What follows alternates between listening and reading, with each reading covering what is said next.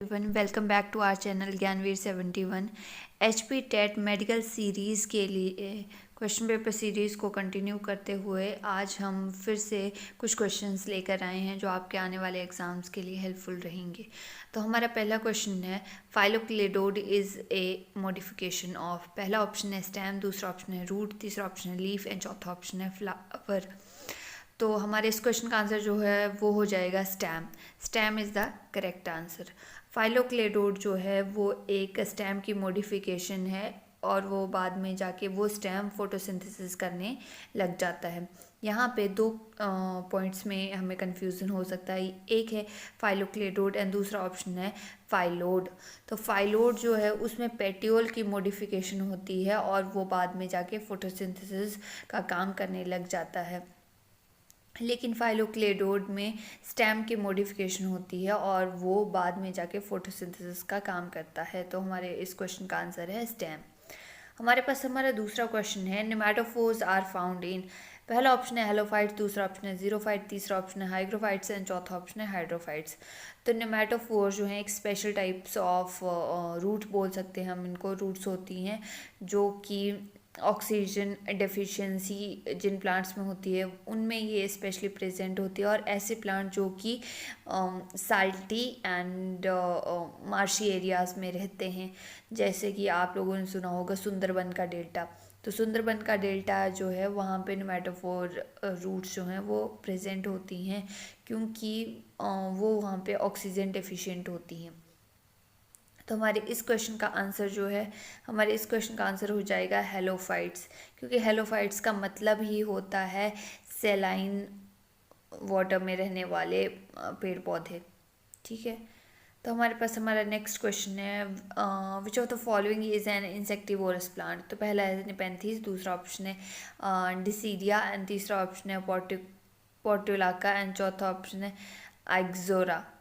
तो हमारे पास हमारे इस क्वेश्चन का आंसर हो जाएगा नेपेंथीज, क्योंकि मैंने ऑलरेडी आप लोगों को बताया था कि कुछ इस टाइप से लीफ लैमिना जो है वो मॉडिफाई हो जाता है। और यहाँ पे ये इनको हम पिक्चर प्लांट भी बोलते हैं। इन पिक्चर प्लांट का बेसिकली काम यही होता है कि ये इंसेक्ट्स को अपने अंदर ट्रैप करें और इंसेक्ट को डाइजेस्ट करने के लिए इनके पास स्पेशल एंजाइम्स होते हैं और वो एंजाइम्स जो हैं इंसेक्ट को डाइजेस्ट करते हैं। और अब वो क्यों करते हैं ऐसा, क्योंकि वो प्लांट जो हैं वो नाइट्रोजन डेफिशिएंट होते हैं। तो अपनी नाइट्रोजन की डेफिशिएंसी को पूरा करने के लिए वो इंसेक्टिवोरस प्लांट बन जाते हैं, इंसेक्ट को खाने वाले।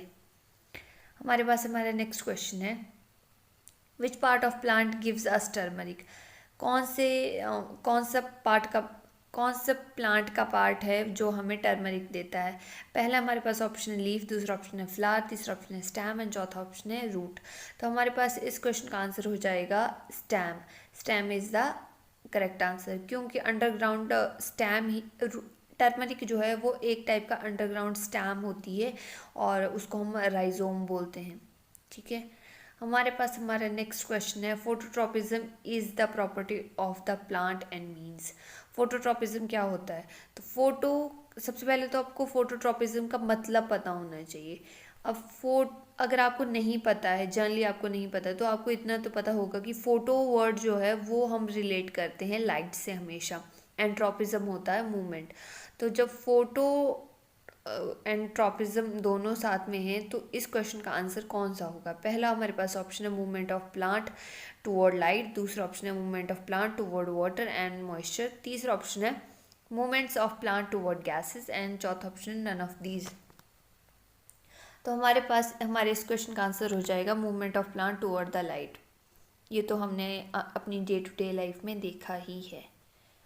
हमारे पास हमारा नेक्स्ट क्वेश्चन है how many pollen sacs does each anther have.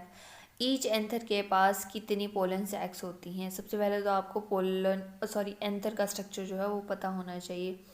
Anther का स्ट्रक्चर आप लोगों ने कुछ इस टाइप से पढ़ा होगा, जहाँ पे ये फिलामेंट है और ये एंथर के दो लोब हैं। अब हमें पता है कि एंथर जो है वो बाइलोब्ड होता है। तो अगर बाइलोब्ड एंथर है तो ईच लोब के पास दो जो हैं पोलन सैक होंगी। तो अगर ईच लोब के पास दो पोलन सैक हैं तो टोटल कितनी हो जाएंगी 4।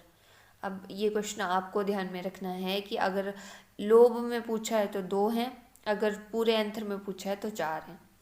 तो हमारे इस क्वेश्चन का आंसर जो हो जाएगा वो हो जाएगा ऑप्शन नंबर डी 4। हमारे पास हमारा नेक्स्ट क्वेश्चन है, the age of tree is determined by its. Age of tree को हम कैसे डिटरमाइन करते हैं? तो ये एज यूजुअल बहुत ही इजी क्वेश्चन है, तो इसका आंसर है ग्रोथ रिंग्स। हमारे पास हमारा नेक्स्ट क्वेश्चन है, which of the plant growth hormone is recognized by Japanese scientist. पहला ऑप्शन है ऑक्सिन, दूसरा ऑप्शन है जिब्रेलिन्स, तीसरा ऑप्शन है अबिस्कस एसिड एंड चौथा ऑप्शन है साइटोकाइनिन। तो इसकी एक स्टोरी है कि एक जापानीज फार्मर हुआ करता था और उसने अपने खेतों में राइस पैडी की फसल लगा रखी थी। तो उसने देखा कि वो जो प्लांट्स हैं वो अनलिमिटेडली ग्रो कर रहे हैं, मतलब टॉल हो रहे हैं। तो ऐसा क्यों हो रहा है? बाद में जाके एक साइंटिस्ट था जिसका नाम था क्यूरोसावा, उसने 1926 में पता लगाया कि एक स्पेशल टाइप की फंगस है और उस फंगस का नाम है जिब्रेला फ्यूजिकोराई, और वो फंगस जो है इस काम को कर रही है और वो एक स्पेशल टाइप ऑफ सेक्रीशन दे रही है जिसका नाम है जिब्रेलिन, जिसको हम जिब्रेलिन हार्मोन के नाम से जानते हैं। और वो ये सेक्रीशन देके एक स्पेशल टाइप की डिजीज़ भी उस प्लांट में पैदा कर रही है, तो उस डिज़ीज़ का नाम था बेकाने। तो इन सब टर्म्स के बारे में आपको पता होना चाहिए। पहला है क्यूरोसावा इन 1926, दूसरा जो फंगस थी, फंगस का नाम भी आपको पता होना चाहिए, और तीसरा डिज़ीज़ कौन सी थी वो भी आपको पता होना चाहिए। ठीक है, तो हमारे इस क्वेश्चन का आंसर जो है वो हो जाएगा gibberellin. Gibberellin is the correct answer. हमारे पास हमारा नेक्स्ट क्वेश्चन है, eyes of potato are useful for. तो पहला ऑप्शन है न्यूट्रिशन, दूसरा ऑप्शन है रेस्पिरेशन, तीसरा ऑप्शन है रिप्रोडक्शन एंड चौथा ऑप्शन है वेजिटेटिव प्रोपिगेशन। तो ये तो 7th 8th के क्वेश्चन है। हमारे पास हमारा नेक्स्ट क्वेश्चन है, lac is produce from. Lac किससे प्रोड्यूस होता है? पहला ऑप्शन है ए ट्री, दूसरा ऑप्शन है एन इंसेक्ट, तीसरा ऑप्शन है एन कैट एंड चौथा ऑप्शन नन ऑफ दीज। तो ये जो है लैक जो है वो इंसेक्ट प्रोड्यूस करता है, स्पेशली फीमेल इंसेक्ट होती है वो प्रोड्यूस करती है और उसका नाम है लेसिफेरा लाका। तो ये इंसेक्ट होता है जो लैक प्रोड्यूस करता है। अब लैक की स्टोरी आपने महाभारत अगर आपने देखा सुना होगा तो उसमें भी सुनी होगी कि पांडव जो हैं वो लाखगृह में होते हैं और बाद में उस लाखगृह को जो है वो जला दिया जाता है। लाख का बेसिकली यूज़ जो है वो होता है जैसे गोल्ड स्मिथ हैं, गोल्ड स्मिथ अपनी ज्वेलरी बनाते हैं तो वो लाख का एक आटे के जैसा डो बना देते हैं, तो बाद में जाके वो उस पर ज्वेलरी सेट करते हैं कि उन्हें कौन सी शेप देनी है, क्या उनको करना है। इसके अलावा डाई वगैरह में या अगर आपने देखा होगा कि जो सरकारी सील होती है तो वहाँ पे भी लाख का यूज़ होता है। हमारे पास हमारा नेक्स्ट क्वेश्चन है, types of vertebrate animal which creep and crawl. तो इस क्वेश्चन का पहला ऑप्शन है मैमल्स, दूसरा ऑप्शन है एम्फीबियंस, तीसरा ऑप्शन है मोलस्का एंड चौथा ऑप्शन है रेप्टाइल्स। तो हमारे इस क्वेश्चन का आंसर हो जाएगा रेप्टाइल, क्योंकि रेप्टाइल्स में आप लोगों को पता है क्रोकोडाइल्स भी आते हैं, इसके अलावा स्नेक्स भी आते हैं, है ना। और इसके अलावा आपने छिपकली देखी होगी, छिपकली वगैरह भी रेप्टाइल्स में ही आते हैं। हमारे पास हमारा नेक्स्ट क्वेश्चन है, excess amount of observed water by plant is liberated out by. पहला ऑप्शन है इवेपोरेशन, दूसरा ऑप्शन है ऑस्मोसिस, तीसरा ऑप्शन है डिफ्यूजन एंड चौथा ऑप्शन है ट्रांसपिरेशन। तो हमारे इस क्वेश्चन का आंसर जो है वो हो जाएगा transpiration. Transpiration is the correct answer. अब आपको ट्रांसपिरेशन का एग्जैक्ट डेफिनेशन जो है वो भी पता होनी चाहिए। ट्रांसपिरेशन जो है इसमें प्लांट जो है अब्जॉर्ब करता है वाटर रूट से, ये तो सभी प्लांट्स में होता है, लेकिन इसमें जो वाटर जो है वो लिबरेट आउट होता है वो aerial part of the plant होता है। ज़रूरी नहीं कि वो लीव्स ही करे, इसके अलावा जो स्टेम है या बाकी कोई चीज़ है तो वो सब जो है वो भी उस पानी को बाहर निकाल सकते हैं बाय ट्रांसपिरेशन। ठीक है, aerial part of the plant कोई भी हो सकता है। हमारे पास हमारा नेक्स्ट क्वेश्चन है, which of the following does not cause pollution. पहला ऑप्शन है बर्निंग ऑफ पेट्रोल, दूसरा ऑप्शन है यूज़ ऑफ सोलर एनर्जी, तीसरा ऑप्शन है बर्निंग ऑफ रबर एंड चौथा ऑप्शन नन ऑफ दीज। तो हमारे इस क्वेश्चन का आंसर जो है वो एज़ यूजुअल आपको पता ही होगा, ऑप्शन नंबर बी। वैसे तो ऑप्शन नंबर बी भी करेक्ट नहीं है, क्योंकि सोलर एनर्जी के लिए जो सोलर पैनल यूज़ किए जाते हैं, अगर वो एक बार टूट जाएं या उनमें कोई प्रॉब्लम आ जाए तो वो किसी काम के नहीं रहते हैं और वो रिसाइकल भी नहीं हो सकते, क्योंकि ग्लास जो है वो रिसाइकलेबल नहीं है। तो हमारा नेक्स्ट क्वेश्चन है, which of the following weeds has been found useful to check water pollution caused by industrial effluents?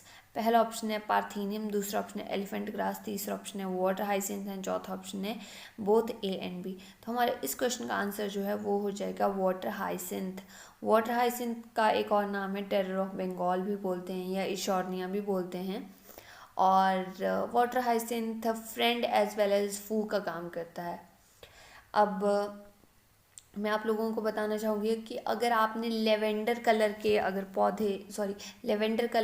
आपने फ्लावर देखे हैं पानी में किसी घास में, तो वो इशोरनिया या वाटर हाइसिंथ ही होता है।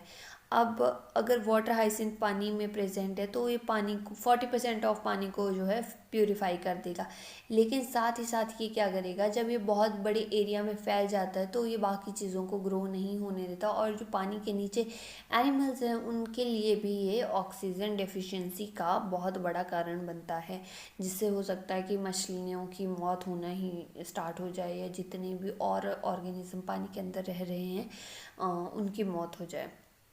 हमारे पास हमारा नेक्स्ट, मैंने आपको इसका आंसर टिक नहीं लगाया, वाटर हाइसिंथ जो है करेक्ट आंसर है। हमारे पास हमारा नेक्स्ट क्वेश्चन है, the food conducting tissue of A plant is. तो फूड कंडक्टिंग टिश्यू कौन सा होता है? अब फ्लोएम इसका करेक्ट आंसर हो जाएगा, क्योंकि फ्लोएम जो है वो फूड कंडक्टिंग है। जाइलम जो है वाटर का काम करता है, वाटर कंडक्शन का काम करता है। पैरेनकाइमा जो है वो living and thin walled cells होते हैं। कॉलेनकाइमा जो है वो इलास्टिसिटी का काम करता है। ठीक है, तो हमारे पास इस क्वेश्चन का आंसर जो है फ्लोएम हो जाएगा। Phloem is the correct answer. इसी के साथ हमारी आज की ये क्लास यहीं पे ख़त्म होती है, और अगर आप लोगों की कोई सजेशन है तो आप कमेंट सेक्शन में हमें बता सकते हैं। इसके अलावा वीडियो देखने के लिए आप लोगों का थैंक यू। आप हमारे चैनल को सब्सक्राइब कर सकते हैं और हमारी वीडियो को भी लाइक एंड शेयर कर सकते हैं। Thank you.